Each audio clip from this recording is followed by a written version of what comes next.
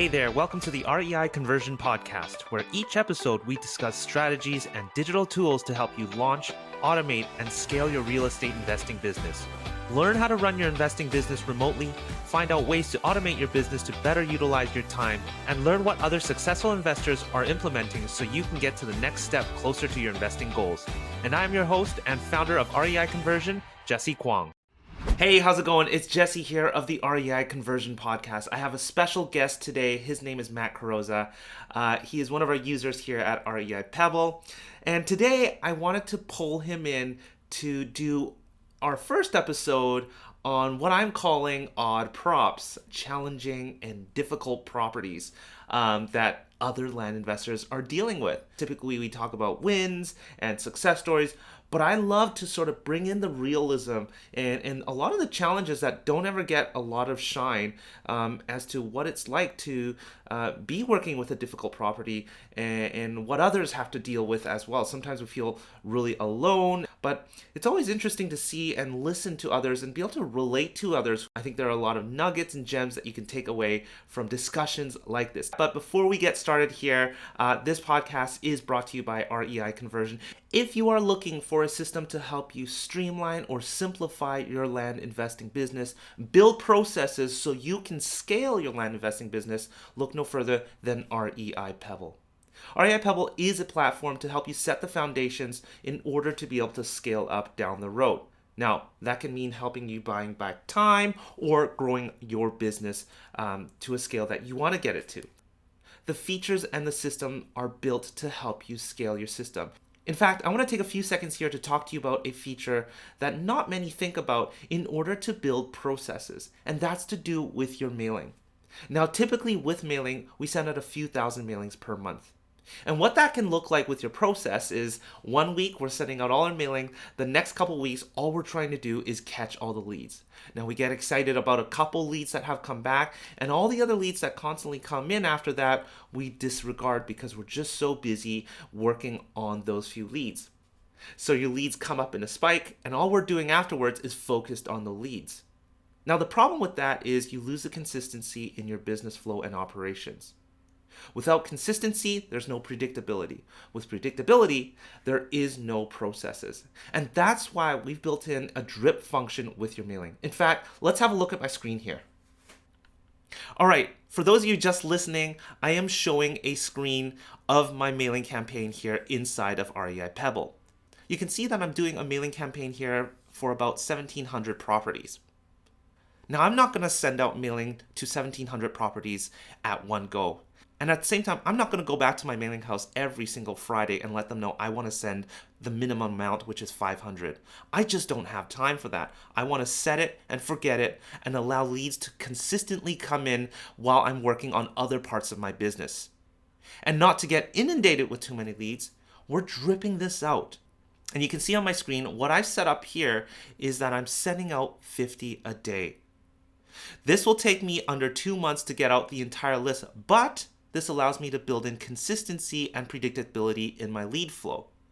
Consistency is so important and undervalued because when we're doing our mailing and we're always going up and down, it is much harder to get started back on your mailing again as we have to restart the process. Features inside of Pebble are built intended to help you figure out processes so that you can actually scale or buy back time in your business. Now I've got a consistent lead flow. I can start building out my daily processes and operations and start figuring out how I can scale up my business as quick as possible. All right, so let's get back to the podcast. Introducing Matt Carozza, a land investor, and he's going to share with us today his odd prop. Hey, how's it going? It's Jessey here from the REI Conversion Podcast. I've got my special guest here, Matt. Matt, how you doing?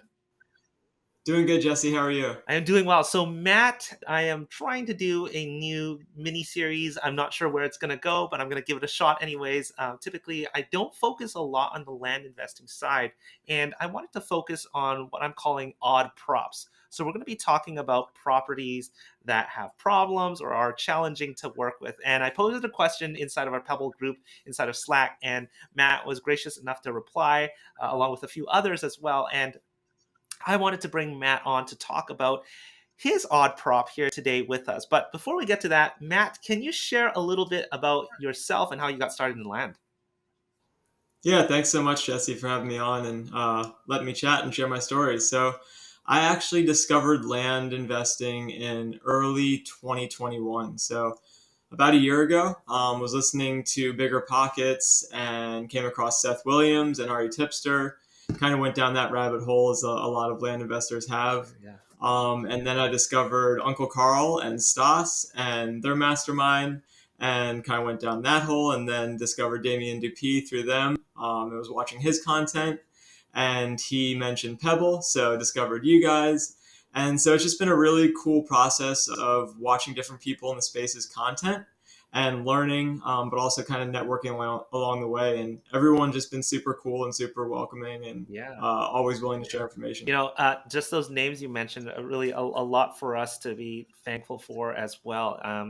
Seth, always, if I can, I'll always thank him as much as I can because without him and Ari Tipster, we wouldn't be doing what we're doing. So, just a special thank you. And with Stas and Uncle Carl and Damien, users of ours as well. And really thankful that they've contributed so much. And I'm excited to actually have Damien on the podcast soon here. So I know he's helped a lot of people. But anyways, that's awesome to hear. So again, on this episode, I wanted to talk a lot more about problem properties. I think typically on shows and other episodes or other podcast shows, we talk about a lot of the wins and the feel good stuff. I'd love to dig into some of the reality of land investing where we're dealing with like really difficult properties or difficult situations. And that's just the reality of the business as well. And Matt, even though you are new, someone who's totally new to land investing can give a lot of insights for those that are getting started, but also think different things that you guys are trying out compared to somebody who may be a veteran to land.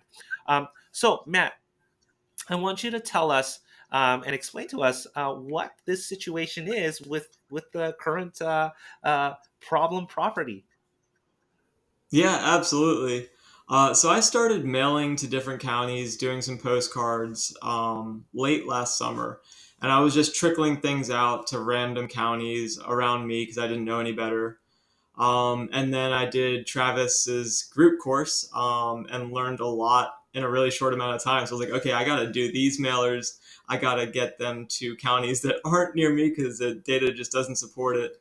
So I started sending some things out around fall, I guess, and was hearing a couple things back here and there. Maybe this could be a deal, maybe this could be a deal. And I got a call from a seller about 14 acres outside of Wilmington, North Carolina. And looking at the comps, I saw a couple for around 150K, and I was like, okay, this might actually be something that could change the game. And the seller was hoping for like 55,000 on it. I was like, okay, those numbers could make sense, but obviously not getting too excited because I know anything could happen. Yeah. So he goes on to tell me that the property is in not in his name, but in his deceased aunt's name. So his mother's aunt who passed away in 1974. I was like, all right, this is definitely not just one of those take it and run properties, but let's see what we can do. The guy was super nice and super accommodating to be chatting with me. So we kept chatting. A week or two later, he was like, yeah, I want the 55K. I was like, no, we can't offer you quite that. So we went back and forth a little bit. And then the end of December, I put it under contract for 37,500, I think it was. Yeah, so put under contract for that. I was like, all right, this is gonna be big. If we can figure everything out. But my new mistake was putting it under contract for 30 days to close. And as I'm sure anyone who's listening who knows that that's like the minimum for a good property, right? So you start getting into this stuff where the person who owned the property passed away in 1974. This guy's saying he's the heir to the property and the only one at that. And it starts to get a little more complicated. So I had it under contract, reach out to an attorney, start to see about the deed. But then on the other side of things, I reached out to a realtor and they advised me that there was no legal access, so no ingress and egress to the property. So I was like, awesome, one more thing that we have. So we have this beautiful piece of property. There's houses on either side of it. So, it's buildable. but a few issues that I knew from the get go were going to be a problem. So first of all, and I'm going to pause here. You found out there's no legal access to the property, and how did you end up finding that? So that I found out through a realtor. So reaching out to a realtor to get an opinion of value, just to see what they Mhm. thought it might be worth, just to make sure I was on the right track for what I put under contract for. So was it your goal, Matt, to work with a realtor for this property in the end? Absolutely. Yeah. Yeah. And why is that? So the reason for that is so that we're not, as investors, we go into this, we spend our own money, we spend a lot of time. So we want to make, a good amount from the deals that we're doing. Yeah. And through Travis, I learned, it's better to go that route and take the property down and then work with a realtor as Mhm. opposed to, just wholesaling it for a few $1,000s and losing most of that value that we could be getting. Yeah. Yeah. So let's come back to this whole issue here about he's heir to the property. And so I'm assuming you needed to do some document hunting here. Is that correct? Yeah, yeah. So working with the attorney, they advised me that there was no deed that they could find, and Mhm. that's because it was either an inherited property or because it was deeded before. I forget the exact year, but something going on there where they couldn't locate the deed. So I was working with the seller, and Yeah. he didn't really have much information on his great Mhm. aunt's ancestry. So I went down the rabbit hole trying to, be Carl and Stas, which they are experts at this stuff, of trying to find the family lineage and find out who owned the property. And Yeah. I'm still, down that rabbit hole and still kind of getting stuck with all that. Sure, and that's the thing. I mean, on these episodes here, we're not gonna have a total win of a story, but I'm sure we can get a bunch of nuggets out of this. One of the things you said, you put the property under contract for 30 days. Looking back at it, with problem properties, and maybe you've spoke to other land investors. How long would you say when you're recognizing a problem property, but we might have quite a bit of meat on the bones here? Yeah, Yeah, and it's worth going down that rabbit hole. How much time would you say is a good amount of time to sort of have put that under contract for then? for sure. Yeah. So it's interesting. You talk to some people who say that they'll put like something that they know there's a deal there, but has a lot of work to do for Mm, like 6 months sometimes, or maybe even a year or some really big deals. So that's something that going into this, I just didn't know. And you think yeah, like, okay, the seller wants to sell their property, they want it done. So as opposed to turning it down right away, like let's take action, let's put on a contract and see what we can do. But yeah, yeah. 30 days was unrealistic, and that was just a mistake. Just getting into things. So you could have. I mean, it would have been something that you're interested in extending to even 6 months to a year. Is that right? I think so. Yeah, I think if there's a deal there, and we're Yeah, doing this to help people, right? Like, so this guy has his yeah, property. He's been sitting on it. He wants to sell it. It's not like he's not trying to get rid of it. So like, how can we help him? And hmm, sometimes that does take time, and I think the sellers are open to that if they understand that that's what's going on. totally. Now, I'm sure you've taken this to the community or somebody else. That you've sort of gone back and forth on how to dig up the documentation for this to find out who actually owns the property. What have you heard from others that might have sort of lent you some advice? Yeah, so I actually haven't done my part to reach out to as many people as I should. And I think that kind of goes with being new at this and having this sense of, I don't want to say guilt, but just like bothering people with questions that you don't know if it's a deal. Like you think it is, you have hopes that it is. The money seems to work out, or the numbers seem to work out. The seller is Sure. willing and able, but just not knowing whether it's okay to be like, hey, I have this really weird thing. It's going to take a lot of time. Who would be interested in giving Yeah. me some pieces of advice? And Travis has helped me a bit, but we're trying to focus on some deals that we can get the ball rolling, get things going, and this is one of those kind of back burner Sure. deals. And that's the thing. Sometimes you're just going to have to prioritize. Does it go in the back burner, or is it something you're going to continue to work on? Now, you mentioned you've also spoke with the attorney. Um, what has the attorney specifically said over to you? So she is kind of at a standstill until I can get this documentation. And I think she'd be willing to work and kind of dig deeper if there was money on the table and if we put some things actually in motion. But this was just kind of a reaching out. Hey, do you think this is something that we could work with? And she was kind enough to just put those, do a little bit of research and find that information out. Sure, sure. Now I'm going to turn it a little bit back here. Let's talk a little bit about your approach with marketing here for that property. You obviously found this property.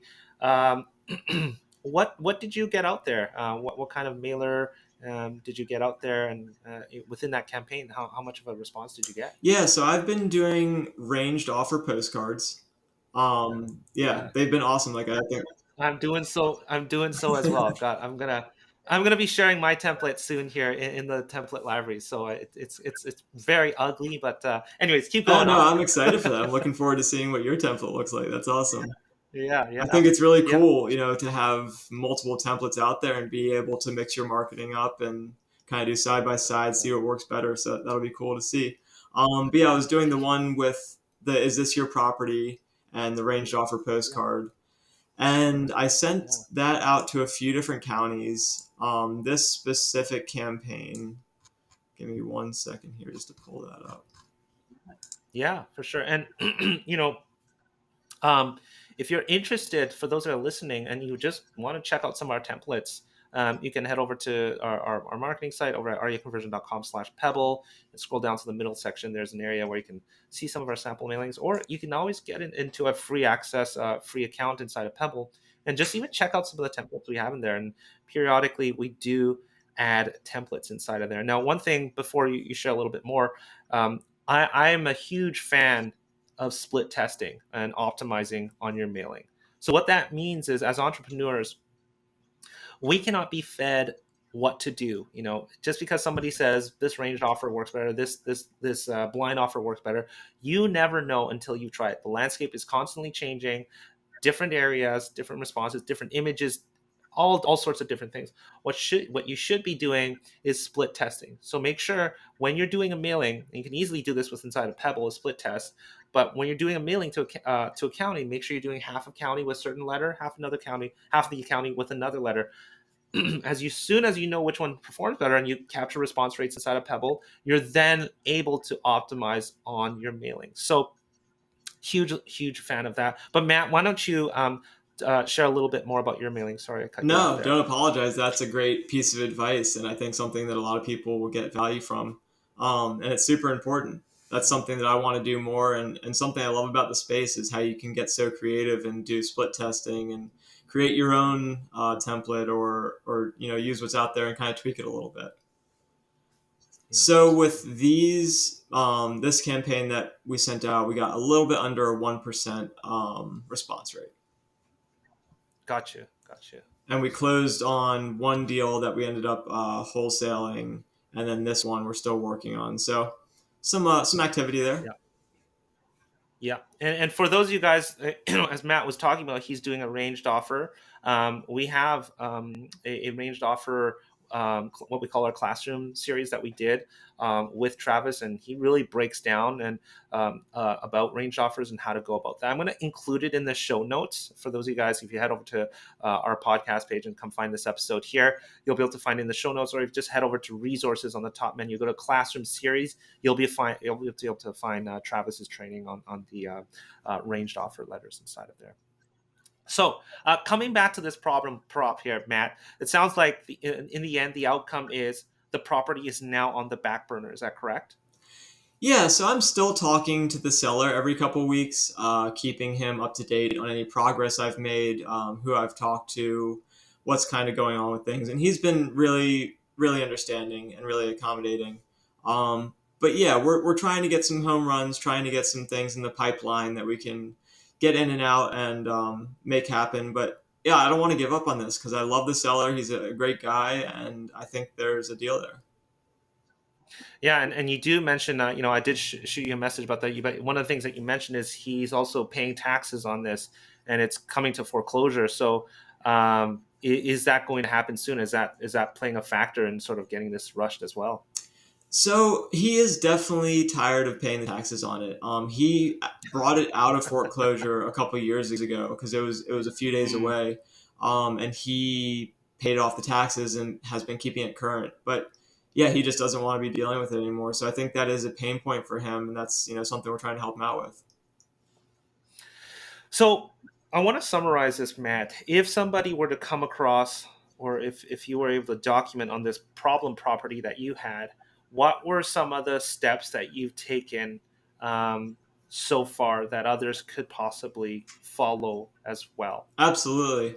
So I think having a team, whether that be other investors who are like, yeah, shoot me any property, I'll have a look at it, I'll see what I can do or see if I know anyone. The community is huge, and networking in this industry is huge. So I think having other investors, definitely having an attorney or a closing company who can look at things on the back end, as far as seeing is it the deed, what's going on with that, and then also, yeah, having a realtor was super helpful just to get the opinion of value. And also, it looked like it had access, but he was like, yeah, no legal access. So just having people in Well, your corner. actually, let me stop you there about your real estate agent. Was it a real estate agent that you have a current relationship already with? Yeah, so he actually gave us opinions of value for the property that we ended up wholesaling. And had Ah, I taken that down and listed it, I would have used him to sell it with. But because we had to wholesale it, we didn't get that far. got you, got you. But this is someone that I guess you're going to continue to work with. Is that correct? Absolutely, yeah. Looking for those relationships, whether it's with a realtor or an attorney or whoever, that we can just keep working together and have it be a win-win for everyone. Yeah, for sure. Anything else I'm missing here in terms of your checklist on how you can sort of go about dealing with problem properties like this? So I think the biggest stopping point for me has been the due diligence on the research of finding Mm, the lineage, the family lineage, and being able to take that to the attorney. Just with everything going on, sending out mailers, following up with other sellers, making sure my systems are all staying up to date. It's just hard to prioritize that task of like, all right, let's dig deep on ancestry, let's find the family tree and all that sure. stuff. I think one day I would love to learn how to do that better, but for me right now, that's just a lot of time and a lot of energy that I don't have at the moment. Totally, totally. Matt, I want to thank you for coming on here and share about your problem property, whether it's a win or a loss, or it's just kind of hole in there right now like it is for you. I'd love to hear an update from you, whether in our group or comment under this podcast episode on our website. But we'd love to hear from you and sort of the outcomes of this property. Sometimes it can take quite a while. And you never know what you might end up digging up to, some more skeletons and secrets with the property. So um, aside from that, Matt, also you being new to land investing, do you have sort of any general piece of advice for others that are sort of getting started? You're still in that space as well, with land. Yeah, absolutely. So I have always wanted to be in that place where I could offer advice to others, and as a platform where I can talk to other new people, I would say definitely follow your podcast. I listened to most most episodes of your podcast. Really good stuff, Appreciate it. and just kind of following along with what you're doing. Where you're updating people on YouTube of what you're changing in Pebble or updating with REI conversion. There's so much going on. Um, and if you haven't heard of Travis King, for anyone out there who's just getting into this, highly recommend Travis. He's a wealth of knowledge and he's so willing to share. And between the two of you guys, I've learned so much. And so, yeah, thank you, Jessey, and thank you, Travis, for No, everything you guys have done. absolutely. Travis is one of those people who just gives, and gives. And like I said, if you don't know who Travis is, head over to our resources on reiconversion.com. Go to the classroom series. Two of those webinars are by him. His arranged offer and his blue ocean. Do check those out. Those are available for you guys to watch. Other than that, Matt, we're also very appreciative of you willing to come on here and share some of your experiences so far with land. We wish you nothing but the best of luck. And please do check in with us and let us know how that property goes, okay? I definitely will, Jessey. Thank you so much for having me on. This has been great.